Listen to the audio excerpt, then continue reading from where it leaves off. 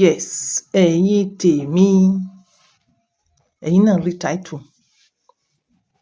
Ǹjẹ́ ó wọ̀ tiẹ̀ ká ní obìnrin ó kọ́kọ́ kalẹ̀, ó kọ́kọ́ ẹ̀ originally kalẹ̀ nítorí opó àlè?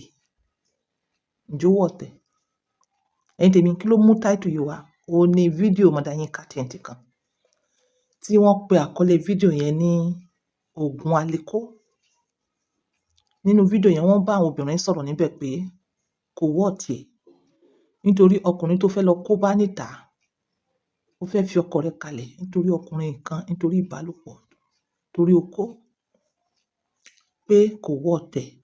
Ó ṣeé ṣe pé Ògùn Alékó òun ni arákùnrin yẹn lò tó fi ń dú ẹ pé tó bá ti ń bọ̀, táìmù yẹn ló máa ń sáré dàjẹ́, pé wọ́n lè dàjẹ́ even nínú tọ́lẹ̀, kò síbi tí wọ́n lè dàjẹ́, pé ọkùnrin tí erectile dysfunction bá ti wọ ara ẹ̀ gidi gan, wọ́n máa ń gbé rìn ni. Wọ́n ní wọ́n máa ń gbé rìn ni. Pé irú obìnrin yẹn kó tó di pé ó wá fi ọkọ kalẹ̀ nítorí dídó, kó test ọkùnrin yẹn wò dáadáa, kó visit ọkùnrin yẹn simultaneously, tó ì ṣe pé ìgbà tí arákùnrin yẹn expect ẹ̀ dípò tó fi máa lo oògùn kó tó di pé obìnrin yẹn dé. Wọ́n ní káwọn ọkùnrin má bínú pé kì í ṣe pé àwọn cast wọn. Mother Yinka TNT. Level ti kọjá bẹ́ẹ̀ ṣe ń sọ yẹn. Level ó ti kọjá bẹ́ẹ̀ ṣe ń sọ yẹn. Èmi ò wá bíbá wá cast anybody. I'm not casting anybody. Ẹ dákun torí t'Ọlọ́run ẹ̀yin tèmi. Nígbà tí ìwọ ọkọ tó ranjú rẹ̀ lẹ̀ rangandan tó jẹ́ kí ọkùnrin ta lè ta máa lo oògùn Alékó kó fi gbàyàwó rẹ̀. Wọ́n wá oúnjẹ rẹ̀, ó fẹ́ fún fólóńgbò jẹ, wọ́n fẹ́ sọ lé ọlá rẹ̀, wọ́n fẹ́ sọ ọ́dọ̀ aworo. Kí ló mú ìwọ náà kó mọ́ lè lo oògùn Alékó? Ibi tí mo lọ kọ́ yẹn. Ṣé ẹ rí, màá sì padà wá sọ̀rọ̀ apps mi pẹ̀lú fídíò yìí. Màá sì padà wá sọ. Tẹ́ bá sọ̀rọ̀ apps ti wa. Ṣé ẹ rí oògùn Alékó tẹ̀ pé yẹn, that is rashin kunya. That is disrespect. Kò ṣe oògùn yìí ti kúrò lóògùn Alékó. Oògùn yìí là ń pè ní total package. On your marks, get ready, ọba go. Tẹ́ bá sọ pé oògùn Alékó, ayé ìjọ́un nìyẹn, kì í ṣe ayé tá a wà ń sìn. Eléyìí là ń pè ní oúnjẹ. Oúnjẹ là ń pè, oúnjẹ okó. Èyí tẹ́ jẹ tó jẹ́ ẹ jẹ kalẹ̀ lẹ̀, ẹ mọ̀ jẹ kalẹ̀ lẹ̀, ó máa ṣiṣẹ́ tí ẹ lọ ni. Kò dìgbà pé mo fẹ́ lọ dà kan jẹ nínú toilet. Kò dìgbà pé mò ń di káàkiri. Ó fẹ́ ṣe ìbálòpọ̀, wọ́n sáré wọ́n jẹ. Rárá. Òun ti máa oògùn okó ni. Ó yé yín. Nísìnyí, báwo ni àwọn ọkùnrin ò ṣe nílò? Àtàgbàlagbà, tọmọdé àtàgbà, wọ́n ti poison everybody. Oúnjẹ tá à ń jẹ, fertilizer tí ò gbádùn wọ́n ti fi ṣe. Atẹ́gùn tá à ń breathe wọ́n ti pollute ẹ̀. Kí òjò máa rọ̀ kóru sì máa mú. Irú environment wo la wà? Wọ́n ti pollute everything. Báwo ni ìwọ ṣe wá fẹ́ gbádùn tó ò bá ní gbogbo àwọn total package yìí lọ́wọ́? Tó ò bá ní gbogbo àwọn total package yìí lọ́wọ́. Ìgbà tí èmi wo fídíò yẹn, èmi kàn wò pé this is avenue. Àwọn títí wọn ò rí bí ẹni avenue ni fún àwa tàǹtà apps. This is avenue especially fún èmi láti sọ nípa yes total package. Kò dìgbà pé mo ṣẹ̀ṣẹ̀ wọ́n jẹ. Obìnrin wá ní ìsìnwá ẹ̀sẹ̀ wá mú wọn jẹ. Àbá kí ló wọ́n jẹ ń bẹ̀? Ìwọ ọkọ kí ló ṣe é tí ìwọ náà ò lè lò? Kí ló ṣe é? Tọ́jú àrùn ara rẹ náà. Ẹ̀yin tí tèmi, ṣé ẹ rí lórí oògùn tí wọ́n wí? Àìmọye wọ́n ti fi gbàyàwó ń yàwó. Wọ́n ti fi gbàyàwó ń yàwó. This is not about caste. Nítorí pé kí ni ọkùnrin ń lo tiwọn, obìnrin náà ń lo tiwọn. Irú Mother Yinka TNT náà káwọn náà jáde wá kí wọ́n sọ fún mi pé àwọn náà ò lo something fún libido. Kí wọ́n jáde wá kí wọ́n sọ bẹ́ẹ̀. Táwọn náà ò lo something as obìnrin, àwọn ò lo something fún libido. Èmi tẹ̀ wá dúpẹ́ lọ́jọ́ tòní lọ́rọ̀ ọ̀rọ̀ mi Mother Yinka TNT pé wọ́n lè jáde wá lọ́jọ́ tòní láti sọ wípé as a woman ages, kíní rẹ̀ ó mọ ń juicy sí as far as tó bá rí ọkùnrin mọ grease ẹ̀. Mo dúpẹ́ pé wọ́n jáde wá lọ́jọ́ tèní àsìkò gbà yìí pé wọ́n sọ bẹ́ẹ̀. Fídíò tí mo fi kọ́kọ́ bẹ̀rẹ̀ YouTube yìí, fídíò Mother Yinka TNT ni. Kọ́lọ́run bá mi fún wọn lẹ́mìí gúngùn. nígbà tí wọ́n sọ wípé ẹ̀yin ọmọ 40 ẹ lè juicy kankan mọ́. Ẹ̀yin mélòó lẹ rántí fídíò yẹn? Ẹ̀yin mélòó lẹ rántí fídíò yẹn? Fídíò yẹn ṣì wà lẹ́ pé ẹ̀yin ọmọ 40 o, ẹ lè juicy kankan mọ́. Lọ́jọ́ tèní, àwọn sọ wípé bí obìnrin bá ṣe ń dàgbà ló ṣe máa ń juicy sí, especially tó bá rí ọkùnrin tó ń grease ẹ̀. Gbogbo obìnrin náà, àwọn oníkálukú ló ti gbọ́ngbọ́n lábẹ́. Oníkálukú ló ń tẹ́ǹdì. Àwọn obìnrin náà lo nǹkan tó ń enhance libido wọn. Àwọn ọkùnrin náà dẹ̀ ń lò. Mo ní ilẹ̀ wa yìí kò sí nǹkan tá a mọ̀ ju ìbálòpọ̀, bá ṣe ìbálòpọ̀ adùn rẹ̀. Òun là ń pè ní káyámátá. Bá ṣe ìgbádùn, enjoy ẹ̀, òun là ń pè ní káyámátá. Kó tó di pé Yorùbá àjákì káyámátá, orúkọ káyámátá yẹn, kó tó di pé wọ́n àjákì ẹ̀ mọ́ wọn lọ́wọ́ àtàwọn Yíbò tí wọ́n wá sọ káyámátá like ìgbádùn lọ́kọláya, tí wọ́n wá sọ di oògùn abẹnú gọ̀ǹgọ̀. Oníkálukú ń sọ oògùn abẹnú gọ̀ǹgọ̀, wọ́n wá sápamọ́ sí under káyámátá. Nǹkan tí àwọn èèyàn tí wọ́n ń pè fẹ́rẹ́fẹ́rẹ́ as káyámátá, irọ́ ni, oògùn ńlá ló wà nídìí ẹ̀. Tó bá jẹ́ pé ọwọ́ Yorùbá side àbí Igbo side ló ti wá. Bẹ́ẹ̀ nílẹ̀ tiwa ilẹ̀ Haúsá, káyámátá enjoyment lọ́kọláya. Tí wọ́n bá ní káyá yẹn, ẹrù obìnrin tí wọ́n máa ń dì fóbìnrin tó bá ń lọ ilé ọkọ. But nísìnyí àwa tí wá sọ di káyá súnà tí lọ́kọláya tó fi ń gbádùn. Àmọ́ nílẹ̀ Yorùbá àti Igbo kí wọ́n wá sọ pé káyámátá, oògùn abẹnú gọ̀ǹgọ̀ ní tiwọn. So mo dúpẹ́ lọ́jọ́ tòní pé Ọláyínká Tinubu lè jáde wá sọ pé yes, as you age, ó máa juicy nítorí pé òun rí yàn greasy ẹ̀. Ẹ tèmi, yes, ọ̀pọ̀lọpọ̀ obìnrin náà ló ń lo nǹkan láti ní libido sí. So oníkálukú ló ń help ara wọn. Ọkùnrin help ara wọn pẹ̀lú 1 or 2 apps. Obìnrin náà dẹ̀ help ara rẹ̀ pẹ̀lú 1 or 2 apps.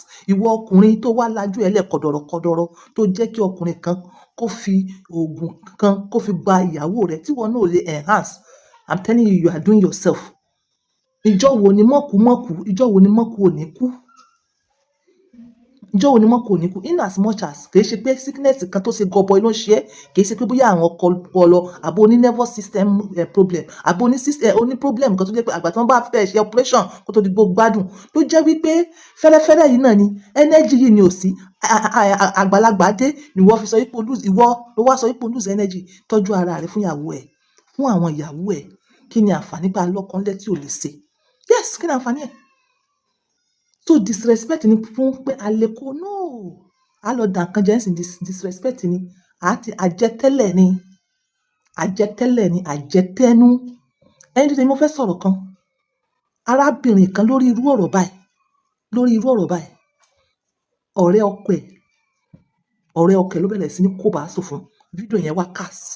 Wọ́n ti ń ṣe tipẹ́ tó yẹ kí wọ́n get careless. Wọ́n ti ń ṣe fídíò fúnra wọn. Mo ní fídíò yẹn lọ́wọ́. Ẹ wò bí ọkọ ọkùnrin ṣe délé lélẹ̀, bó ṣe dúró lélẹ̀. Confirm lóòótọ́ ẹ ti mọ̀ pé lè lóògùn ni. Confirm. Okay, ṣé ìwọ ọkọ lé? Kí ló ṣe é tí wọ́n mọ wòra rẹ̀ tó ní tọ́jú ara rẹ̀? Kò sí nǹkan tó kan àwọn obìnrin ṣẹ́ gbó tọrọ. Kò sí nǹkan tó kan àwọn obìnrin. Ó bá wọn lóògùn. Sáfíìsì yẹn ò gbọdọ̀ kú ni nígbà tá a bá ní ìdí ẹ̀. Kò sí nǹkan tó kan wá. Mo rí quite numbers of women tí wọ́n ń pè mí torí ọkọ wọn. What about that? Èèyàn kan tà ó wà mọ̀ dì sí rẹ̀ pé mọ́ tọ́jú ara ẹ̀ nítorí pé ó fẹ́ kọ́ọ̀sì kíní kan. Kí ló fẹ́ kọ́ọ̀sì fún ẹ? Ìgbà wo ni mọ́kù rẹ ò ní kú? Enjoy yourself.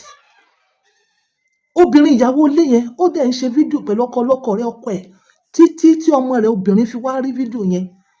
Ọmọ yẹn ló wá lọ fi hàn bàbá. Wọ́n wá kàsẹ̀. Mo wò live. But ẹ má pè mí pé kí n fún yín, mi ò ní fún yín because ó irritate mi, ó wà disgusting. So ṣó wá wọ̀ tiẹ̀ kí obìnrin sọ pé òun fi ọkọ òun kalẹ̀ lẹ̀ nítorí okó. Tó bá ti fẹ́ embarrassment pé okay òun jẹ́ ìyàwó ilé, ṣó wá bójú mu kó máa rí nǹkan káàkiri níbì kan? Kò bójú mu. So ó dẹ̀ ní nǹkan tó ní kálukú wa kó gbé sọ́kàn. Tó bá jẹ́ pé nǹkan tó fẹ́ fún ní happiness ni, no problem.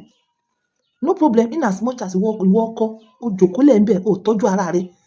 Is it not better? Instead tí wàá fi lọ́mọ ṣe cheating káàkiri. Why not? Tó bá fi pé yes, ọkùnrin yẹn àlè rẹ̀ lè tọ́jú rẹ̀. Why not? Instead tí wàá fi mọ mú disgrace wá bá family because they may not understand. Èèyàn mélòó fẹ́ lójọ́ fún pé ọkọ mi ò ṣe mí dáadáa. Ọkọ mi ò bá mi sùn. Ọkọ mi ṣe wọ́n ní kó dákẹ́ ẹnu ẹ. Ìwọ dẹ̀ ló mọ ibi tí bàtà ti ń ta ẹ́ lẹ́sẹ̀. Tó bá mọ̀ pé kíni ò ní fún ẹ ní issues. Tó bá mọ̀ pé yes, kí ṣe pé ó fẹ́ fọkọ rẹ̀ lẹ̀ láti wá create problem fọkọ rẹ̀ tó wà nílé gangan àbí láti create problem fáwọn ọmọ. Ó wọ̀ tiẹ̀ tó pé kò bójú mu. Kó wà níbẹ̀ yẹn kó mọ dó àlè kò bójú mu. kò bójú mu, but there's something tó must to take care náà. Are you sure pé tó bá fi ọkọ rẹ yẹn lẹ̀ nítorí pé ọkọ kan wà ń ta, àlè kan wà ń ta nítorí pé dídó, ṣé ó sì wọ̀ tiẹ̀ ṣá? Béèrè lọ́wọ́ ara rẹ̀, ṣé ó sì wọ̀ tiẹ̀ ṣá? Ṣé o sure pé tó bá lọ kó bá ọkọ yẹn tó kọkọ rẹ kalẹ̀, ṣé èyí tó lọ kó bá yẹn á sì wà up to point? Ṣé ó sì máa lo oògùn alekun torí ẹ̀? Rò ó dáadáa kó tó fi ọkọ rẹ lẹ̀ lọ kó bá àlè. Rò ó dáadáa kó tó fi ọkọ rẹ lẹ̀ lọ kó bá àlè nítorí pé sáfíìsì, torí bíbálòpọ̀, nítorí ìbásùn. Rò ó dáadáa pé ṣó wọ̀ tiẹ̀ ṣá? Because there are many things in life tó yẹ ká desire. Is that your priority? Is that your priority? Rò ó dáadáa, ṣé ò ní kó bára rẹ, ṣé ò ní kó bá àwọn ọmọ? Rò ó dáadáa. The ball is in your court as elderly. Àwọn ò lè force ẹ, nǹkan tó bá wù ẹ́ ni kó ṣe, but rò ó dáadáa, ṣó wọ̀ tiẹ̀ ṣá? O sure pé tó bá fọkọ rẹ lẹ̀ nítorí dídó, nítorí básùn, nítorí pé abẹ́ rẹ̀ eléyìí máa ń le dáadáa, pé eléyìí máa ń le dáadáa ju tọkọ mi lọ, eléyìí máa ń dùn mí dáadáa, eléyìí wà romantic. Ṣé tó bá fi ọkọ rẹ kalẹ̀ nítorí gbogbo reason wọ̀nyẹn, o sure pé èyí tó fẹ́ lọ kó bá torí pé romantically ó wà romantic, ó ń bẹ ẹ́ sùn dáadáa, ṣé tó bá lọ kó bá, ǹjẹ́ ó sì máa continue láti wà romantically? Ṣé ó sì máa continue láti máa lo irú oògùn tó ń lò tó fi ń bẹ ẹ́ sùn? Ṣé ó sì máa bẹ ẹ́ sùn lọ bẹ́ẹ̀? Nítorí ìyàtọ̀ pọ̀ dáadáa, ìyàtọ̀ wà ńbẹ̀. Nítorí irú ọkọ rẹ náà tó feel pé kò ní sáfíìsì, tóun náà bá rí obìnrin míì, òun náà ó possible kóun náà máa lo alekun. Ǹjẹ́ ó wọ̀ tiẹ̀? Ẹ rò ó dáadáa. Ní tèmi, tó bá fẹ́ tọ́jú ara ẹ̀, o lè WhatsApp mi o. Àwọn product alálùbáríkà wà lórí 07015100651. Ẹ̀yin ọkùnrin, kó tó di pé ẹ gbóúnjẹ yín fólóńgbò jẹ, ẹ tọ́jú ara yín. Kò sí nǹkan tó ṣèwọ náà kí wọ́n náà tọ́jú ara ẹ̀. Mò ń sọ, kò sígbà tí mọ́kù ò ní kú. Enjoy yourself before it's time. Tó bá ṣe ìyàwó rẹ, àlùbáríkà ni, blessing ni, tó ṣe dáadáa tínú yín dùn. In fact, ó máa ń múlé dúró ṣinṣin ni. Ọ̀rọ̀ mi ò jù bẹ́ẹ̀ lọ. Bye for now.